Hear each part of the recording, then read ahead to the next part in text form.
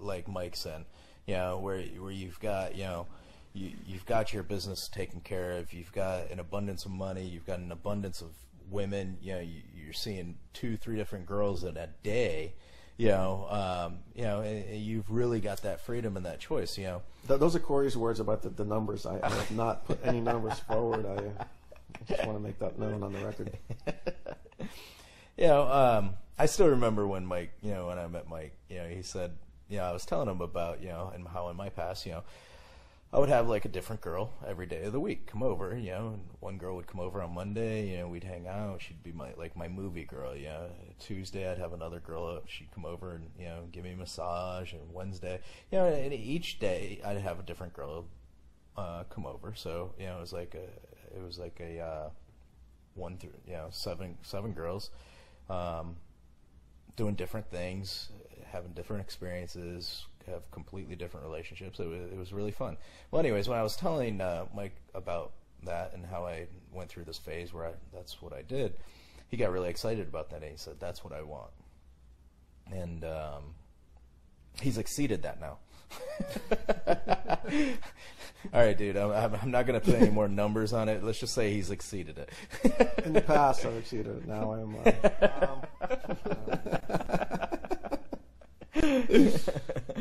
Yeah, even as a guy, we still got to save face somewhat, right? Well, yeah. Well, the thing is that it's it's.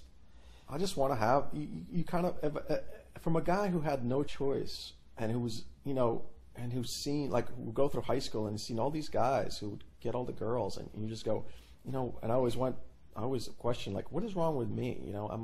I'm a good guy, and why don't women like me? And you go through a whole life like that. It's very painful. And when you kind of see through the matrix and you kind of figure it out how to become that guy, you just want to enjoy it, you want to have a good time with it, and it's like I want to have a little window where you live like a rock star and you're doing all these crazy shit, you want to have that, and then you know what? And the greatest part about it is there's nothing wrong with it. There's nothing wrong with it, and it's if I want to settle down, I can settle down any moment, if I want to. And that's a lot of what's great about it. Like if you settle down at this point in your life, at least you're settling down from a place of abundance. Because I want to, not because I have to. Yeah.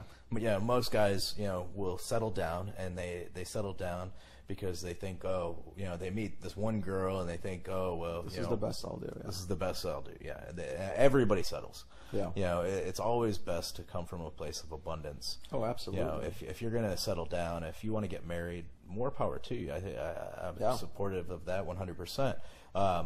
But come from a place of abundance. Don't do it based on scarcity. Absolutely. Yeah. I mean lack. Yeah. The advice I would give guys that are kind of on this journey, because I've been there. I've been there with money. I've been there with, I've been there with lack of women and not being popular and not being social. It's very simple. You write out your perfect day. That's how I started. I when I was probably like 22 or 23, I wrote down, and I still have that actually. I open my eyes. What do I see? Where am I? What do I do? Who's around me? What is my day? What is the perfect day? What does your perfect day look like? Well, I guess the good thing is, all right, well, today sucks. What would a good day look like? What would a perfect day look like? Mm-hmm. But you've really got to get to that point where you can say that. If you're kind of skating through life and you're kind of, you got a good job and you got good, one good friend. Yeah. And you got, one good girlfriend in your life, you've really got to get to a point where, if in order to go through this journey and really stick with it, you've got to be at a point where you really fucking want it. Yeah, there's something, it's called the boiling frog syndrome. And what the concept being that is, if you take a boiling water and you throw a frog in there and the water is boiling, the frog is going to be like going, holy shit, this is hot, and it's going to jump out. If you put the cold water in the pan, you put the frog in, and you just turn up the heat, the frog will never jump. but it'll just boil itself because it just gets warmer and warmer and doesn't realize it. And I think most people go through life like that, where it's just there, and they don't realize how miserable their life is. They know something is wrong, but they don't realize, you know, that I don't have all the things I want, or that my life is not what I want it to be. But they're kind of in the grind, and it just grinds you, and you don't realize how bad it is. That's why what's really amazing is that when you go on vacation and you come back from vacation, that first day you come back, that sinking feeling you have in your stomach to go back to the job you hate, to the same apartment, to the same place, you know, if you can hold on to that shitty feeling, you know, before, because 2-3 days later you'll be back in the grind, it'll be just another day.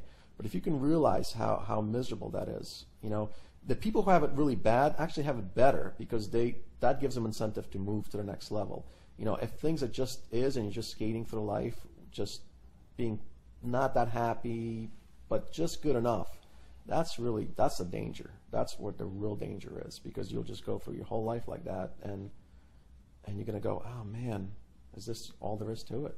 And yeah, that is, you know, because that's the choices you made. Take your hands, throw 'em up, you put 'em up high, clap it up and dance it out until you're ready to fly. Turn the music, turn it up just a little too loud. If you're alone, dance just like it's a crowd, and keep it going every day till the night. From when you first see the sun until the stars.